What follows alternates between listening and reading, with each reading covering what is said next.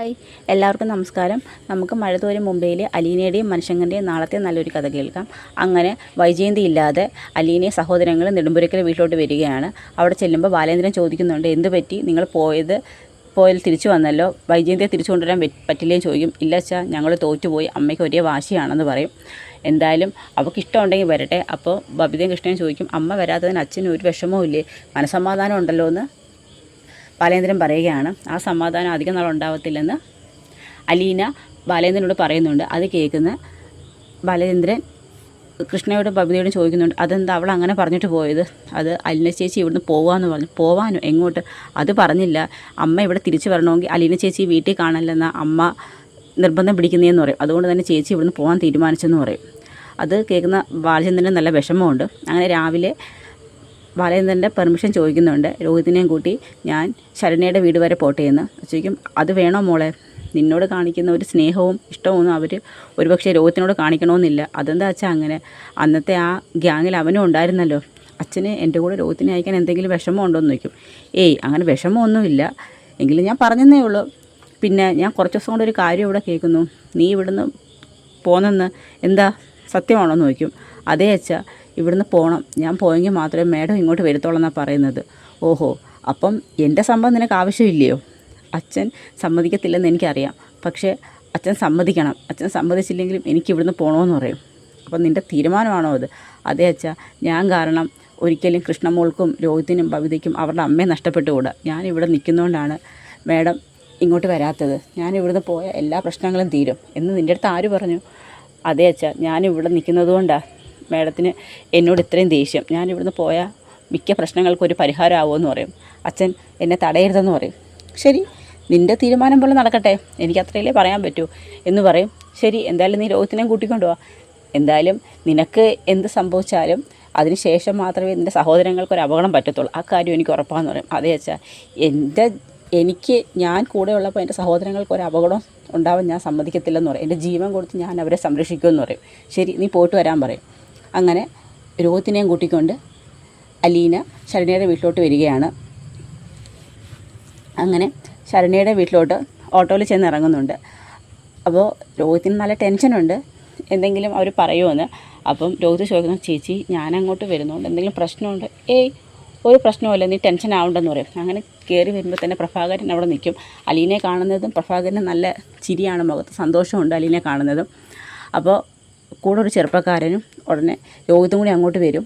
അപ്പോഴത്തേക്ക് പറയും, ആ മോളെ ശരണ്യേ, ഇതാരാ വന്നിരിക്കുന്നതെന്ന് നോക്കേ, അലീനയാണെന്ന് പറയും. അപ്പോഴത്തേക്ക് അലീന ഓടി വരും, ചേച്ചി എന്ന് പറഞ്ഞ് കെട്ടിപ്പിടിക്കുകയാണ്. അങ്ങനെ മോളെ സുഖമാണോ? ആ സുഖം ചേച്ചി എന്ന് പറയും. അപ്പോഴത്തേക്കാണ് രോഹിത്തിനെ കാണുന്നത്. ആ സമയത്ത് അങ്ങോട്ട് ഗോപാലകൃഷ്ണനും ഓമനക്കുട്ടനും എല്ലാവരും വരുന്നുണ്ട്. ഉടനെ ശരണ്യ നോക്കുമ്പോൾ രോഹിത്ത് നിൽക്കുന്നു. അപ്പോൾ രോഹിത്ത്, ഞാൻ രോഹിത്തിനെയും കൂട്ടിക്കൊണ്ട് വന്നതാണ് നിങ്ങളെല്ലാം ഒന്ന് കാണാനായിട്ടെന്ന് പറയും. അങ്ങനെ എല്ലാവരും രോഹിത്തിനെ നോക്കുന്നുണ്ട്. വീട്ടിൽ ചെന്നപ്പോൾ രോഹിത്തിൻ്റെ നല്ല പെരുമാറ്റമായിരുന്നല്ലോ അമ്മയും ശരണ്യയും ചെന്ന സമയത്ത്. അങ്ങനെ അലീന അവിടെ നിൽക്കുകയാണ്. അപ്പോൾ രോഹിത്ത് ശരണ്യയുടെ അടുത്തോട്ട് ചെന്നിട്ട് ശരണ്യയുടെ കയ്യിൽ പിടിച്ചിട്ട് പറഞ്ഞ്, എന്നോട് ക്ഷമിക്കണമെന്ന് പറഞ്ഞ് കണ്ണൊക്കെ അങ്ങ് നിറയുന്നുണ്ട്. അപ്പോഴത്തേക്ക് ശരണ്യ ഇങ്ങനെ നോക്കുകയാണ്. അത് ചോദിക്കും, എന്നോട് ക്ഷമിക്കണം, ഇത്ര മാത്രമേ എനിക്ക് പറയാൻ കഴിയത്തുള്ളൂ എന്ന് പറയും. അയ്യോ ചേട്ടാ, അതിന് ചേട്ടൻ എനിക്കൊരു ദ്രോഹം ചെയ്തിട്ടില്ലല്ലോ എന്ന് പറയും.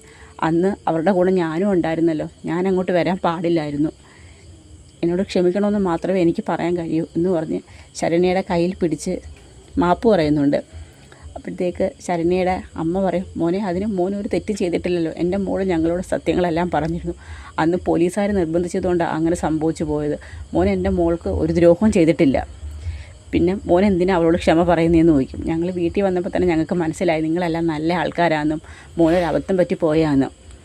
അപ്പോൾ വളരെ ദേഷ്യത്തിൽ നിന്ന ആളാണ് ഗോപൻ. പക്ഷേ ആ ഗോപൻ പോലും രോഹിത്തിൻ്റെ ശരണ്യയോടുള്ള പെരുമാറ്റം കാണുമ്പോൾ ഗോപന് പോലും അങ്ങ് വിഷമം തോന്നുന്നുണ്ട്. എന്നിട്ട് പ്രഭാകരൻ പറയും, മോനൊരു തെറ്റും ചെയ്തിട്ടില്ലെന്നുള്ള കാര്യം മോൾ കോടതി പറഞ്ഞല്ലോ, ആ സമയത്ത് ഞങ്ങൾക്ക് അവളുടെ ദേഷ്യം ഉണ്ടായിരുന്നു, പിന്നീട് ആലോചിച്ചപ്പോൾ ശരിയാണ്, ഒരു തെറ്റും ചെയ്യാത്ത ഒരു നിരപരാധിയെ, അതൊരു പഠിച്ചുകൊണ്ടിരിക്കുന്ന ഒരു വിദ്യാർത്ഥിയെ ഞങ്ങളായിട്ട് എന്തിനാണ് ആ കുട്ടിയുടെ ജീവിതം നശിപ്പിക്കുന്നത്?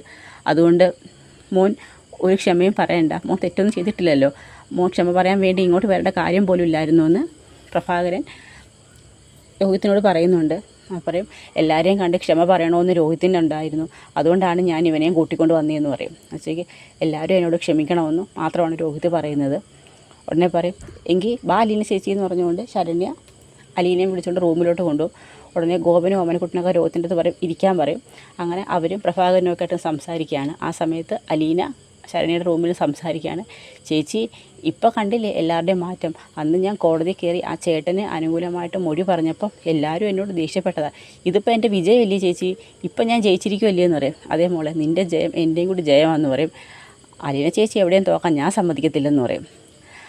അത്രയും മതി, എന്തായാലും എനിക്കിവിടെ രോഹിതിനെ കൊണ്ടുവരാൻ പറ്റുമല്ലോ. അവന് ചെയ്തു പോയ തെറ്റിന് അവന് ഒരുപാട് വിഷമമുണ്ട്. പ്രായശ്ചിത്തമാണല്ലോ ഏറ്റവും വലിയ പരിഹാരം എന്നൊക്കെ പറയുന്നുണ്ട്.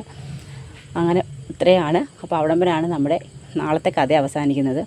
അപ്പോൾ ഇനി നമ്മുടെ രോഹിത് എല്ലാവരോടും ക്ഷമയൊക്കെ പറഞ്ഞിട്ട് അലീനയുടെ കൂടെ വീട്ടിലോട്ട് പോവുകയാണ്. ഇനി അലീന കടപ്പാട്ട് ഒരു വീട്ടിൽ നിന്ന് താമസം മാറ്റുകയാണ്, വൈജയന്തി നെടുമ്പുരയ്ക്കൽ വീട്ടിലോട്ട് വരാൻ വേണ്ടി. അപ്പോൾ അതൊക്കെയാണ് നമ്മളിനി വരുന്ന ദിവസങ്ങളിൽ കാണാൻ പോകുന്നത്. അപ്പോൾ അതിനെ നമുക്ക് കാത്തിരിക്കാം. വീഡിയോ ഇഷ്ടമായെങ്കിൽ എല്ലാവരും ഒന്ന് സബ്സ്ക്രൈബ് ചെയ്ത് സപ്പോർട്ട് ചെയ്യണേ.